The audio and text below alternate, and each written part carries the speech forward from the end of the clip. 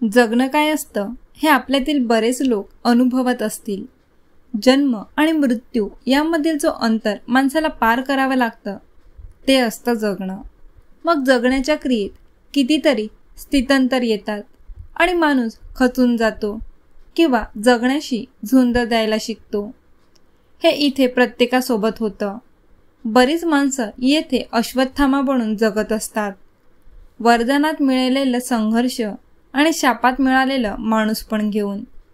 त्यातील बरेच लोक याला भेदण्याचा प्रयत्नही करतात, पण ते जमत नाही. अश्वत्थामासारखं कपाळी सर्वच लोक नशीब नावाचं मणी घेऊन जन्माला आलेली असतात, पण तरी जिवंतपणी त्यांना आपल्या मनातील संघर्ष काही टाळता येत नाही.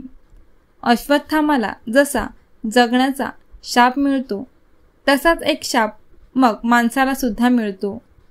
जगत रहा मनाच्या असंख्य पिढ्या आणि जन्मा घेऊन.